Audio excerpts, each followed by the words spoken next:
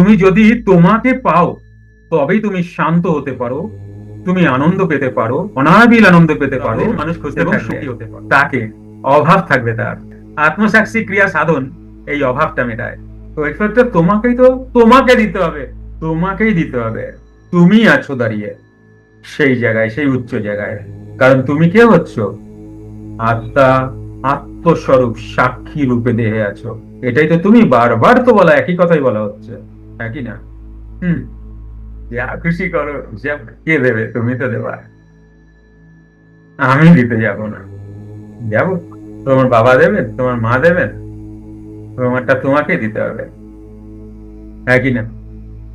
জানো, এই যে পথ, যে পথে আমরা চলছি, এ পথে কোনো নাটক গল্প কাজই করবে না।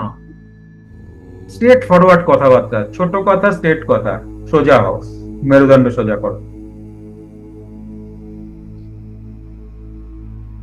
কারণ তুমি কার সাথে কমিউনিকেশন করছো? না আপোষ, না অনুনয় বিনয়, কিচ্ছু চলে না ওখানে, কিচ্ছু চলে না। কারণ আমরা হ্যাবিট তো, আমাদের হ্যাবিট। কি হ্যাবিট? বাবা মার কাছে কেঁদে চেয়েছি, দিয়ে দিয়েছেন না? হ্যাঁ, ওটা বাবা মা না। 3 দিন প্রাণায়াম করা ছেড়ে দাও, 4 দিনের দিন সেই লেভেলে যেতেই পারবে না। তো যারা সিরিয়াস তাদের জন্য ওগুলো, গল্প যারা শুনতে চায় তাদের জন্য না এই সাধন। বারবার মরা, বারবার মরা, যারা বলে আর ভাল লাগতেছে না, তাদের জন্য। কামনা বাসনা তো একদম শেষে যাবে, কামনা বাসনা একদম শেষ, কামনা একদম শেষ। जिन्होंने काम को जीता उन्होंने सब कुछ किए, লাইরি বাবা। তবে হ্যাঁ, ধীরে ধীরে ধীরে ধীরে সাধন করতে করতে কামনার যে আগে যে প্রভাবটা, সেই প্রভাবটা বিকে পড়তে থাকবে। সেই প্রভাবটা তোমাকে আর অতটা ডিস্টার্ব করবে না। আত্মসাক্ষী ক্রিয়াতে তোমাদের এক একটা জিনিস শিখিয়ে দেব। কি? তোমরা দেখবে এক একটা আবেগ খুব বেশি হলে 3 মিনিট 42 সেকেন্ড অব্দি থাকবে তোমার কাছে, তারপরে ফিকে হয়ে যায়। এই 3 মিনিট 42 সেকেন্ডটি তুমি যদি একে ট্র্যাকেল করে নিতে পারো, তাহলে ফিকে হয়ে যাবে। 3 মিনিটে ভুতেই আমরা ভুল করি, 3 মিনিট 42 সেকেন্ড খুব বেশি যদি যায়। কথাটা কি বুঝতে পারছো তোমরা কি বলতে চাইছি? এটা ক্যালকুলেশন, পুরো ক্যালকুলেশন। খুব কোন রকম এখানে ভুল নাই কিন্তু। কামনা, কাম, আমাদের তো দেহ আছে না সবারই, কি বলো? দেহ যদি থাকে তাহলে কাম কামনা থাকবে। তুমি একটু হিসাব করে দেখো, দেহের ধর্ম খেলা করবে সমস্ত। তুমি এটাকে অস্বীকার করতেই পারো না, কিন্তু ওর থেকে যদি পালাতে থাকো তাহলে রাগ বাড়তে থাকবে। এগুলোই তো আত্মসাক্ষী ক্রিয়াতে তোমরা দীক্ষা পেয়ে এগুলোই শিখবে। কি করে রাগকে কন্ট্রোল, কি করে আবেগগুলোকে কন্ট্রোল, কি করে ধীরে ধীরে ধীরে ধীরে মনাতীত হতে থাকবো আমি। মহারাজ, আমি কালকেই হঠাৎ করেই একটা ফেসবুকের লিঙ্ক থেকে এখানে আসার মানে ভাগ্য হয়তো সৌভাগ্যক্রমে হয়ে হ্যাঁ, গেল ওই একটা কোনোভাবে। বইয়ের ইয়ে একদম চলছিল। হ্যাঁ, একদম একদম একদম একদম। আপনার নাম কি? আমার নাম মহারাজ সুমন বিশ্বাস। কোথায় আপনার বাড়ি? আমি কলকাতাতে থাকি।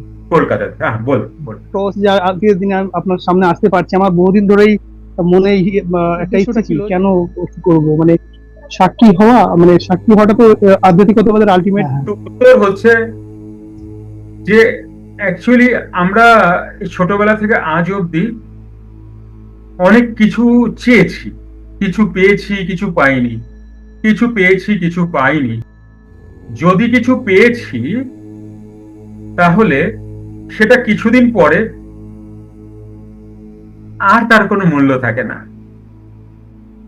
এইবার কি হচ্ছে, এরকম পেতে না পেতে, পেতে না পেতে মন একবার জিজ্ঞাসা করে যে তুমি কিসে সুখী?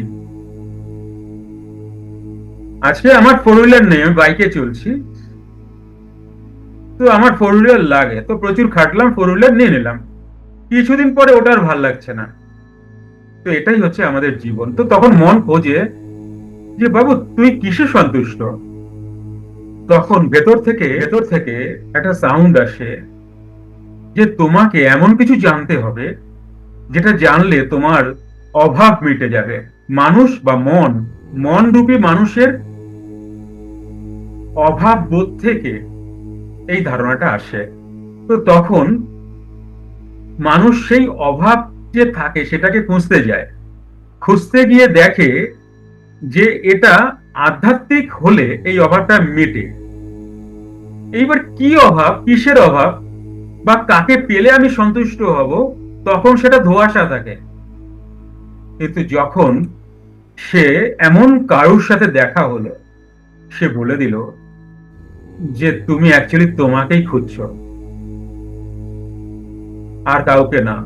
তুমি যদি তোমাকে পাও তবেই তুমি শান্ত হতে পারো, তুমি আনন্দ পেতে পারো, অনাবিল আনন্দ পেতে পারো এবং সুখী হতে পারো।